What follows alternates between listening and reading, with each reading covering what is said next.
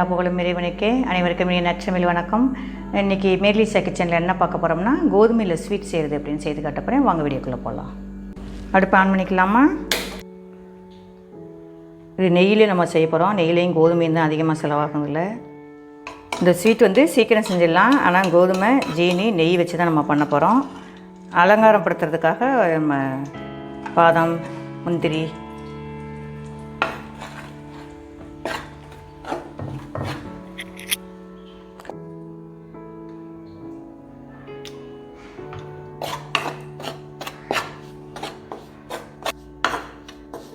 நல்ல இந்த கோதுமையும் நெய்யும் வந்து நல்லா மெல்ட்டாக இருக்கணும்.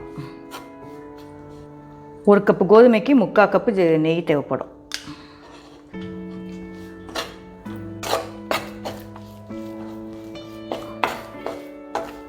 நல்ல பாத்திரத்தில் ஒட்டாமல் நல்லா நிறைய கொஞ்சம் கொஞ்சமாக நெய் சேர்த்து மெல்ட் ஆகி நெய்யிலேயே நல்லா லோ ஃப்ளேமில் வைங்க.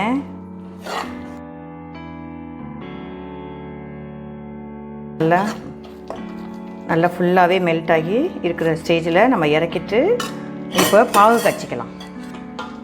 எந்த கப்பில் நம்ம கோதுமை எடுக்கிறோமோ அதே கப் அளவுக்கு 1 கப் அளவுக்கு சுகர் சேர்த்துக்கணும்.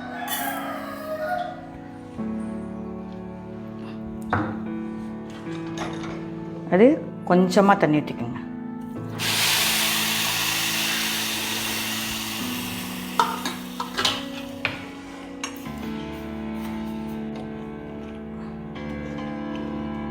பாகு காய்ச்சல் தான் முக்கியம். அந்த இது போதுமா?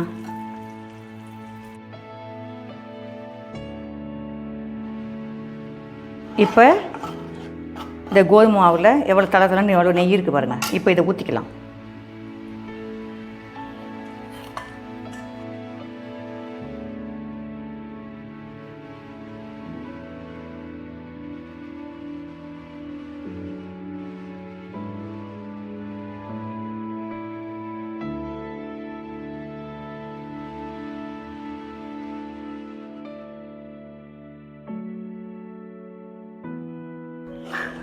இந்த ஸ்டேஜில் நம்ம ஸ்வீட் வந்து கொஞ்சம் நல்லா இனிப்பாக இருக்குது. தூக்கி கொடுக்குறதுக்கு கொஞ்சம் சிறிதளவு உப்பு போட்டுக்கலாம்.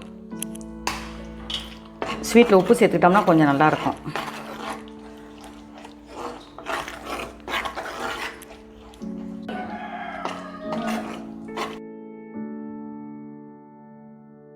இது கை எடுக்கவே கூடாது. கை எடுக்காமல் நம்ம கிண்டிக்கிட்டே இருக்கணும்.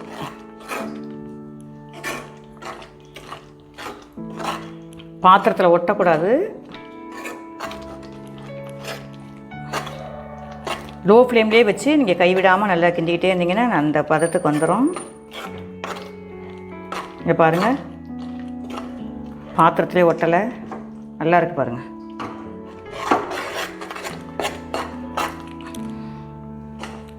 பாத்திரத்தில் ஒட்டாமல் இப்படி நல்லா உருண்டு திரண்டு நல்லா இந்த மாதிரி வர்றப்ப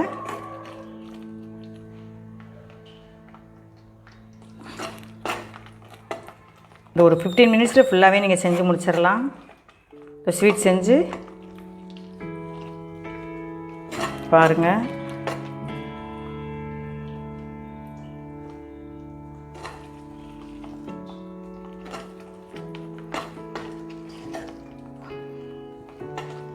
யாராவது கெஸ்ட்டு வந்தால் திடீர்னு செஞ்சு கொடுத்துடலாம். இது நல்லா சரி டேஸ்ட்டாக இருக்குங்க. நான் செஞ்சு பார்த்தேன், 1 வீக்கு கெடலை, நல்லா இருந்துச்சு.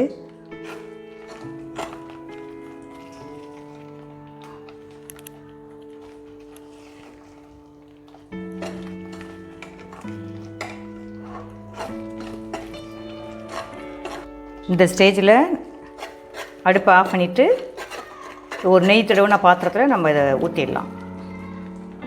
நெய் தடவுன பிளேட்டில் அப்படியே கொட்டிடலாம். இது நம்ம சூடாக இருக்கும்போதே நம்ம வந்து ஒரு கத்தியில் நைஃப்பில் வந்து நெய் தடவிட்டு நம்ம ஸ்லைஸ் பண்ணி வச்சுட்டோன்னா ஒரு 15 மினிட்ஸ் ஆறுனதுக்கு அப்புறமா நீங்கள் அதை எடுத்துக்கலாம். இப்போ 4 பாதாம், 5 முந்திரி வந்து அழகுக்காக இப்படி ஸ்லைஸாக சின்ன சின்ன பீஸாக போட்டு வச்சுருக்கேன். இது அப்படியே நம்ம சூடாக இருக்கும்போதே இது தூவிக்கலாம். இந்த ஸ்வீட் செய்கிறது எளிது. ஆனால் வந்து ஒரு 1 வீக் ஆனாலும் இது கெடாது. ஆனால் கொஞ்சம் நெய் அதிகமாக நெய்யிலே தான் நம்ம செய்யணும். இது செய்து பாருங்கள். மேரி லிஷியா கிச்சனுக்கு சப்ஸ்கிரைப் பண்ணுங்கள்.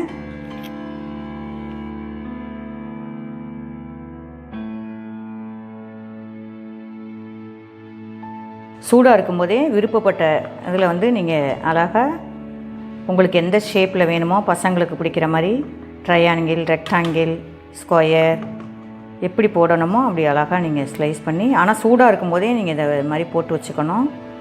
ஒரு 15 மினிட்ஸ் ஆறுனதுக்கப்புறமா நீங்கள் இதை எடுத்திங்கன்னா நல்லாயிருக்கும்.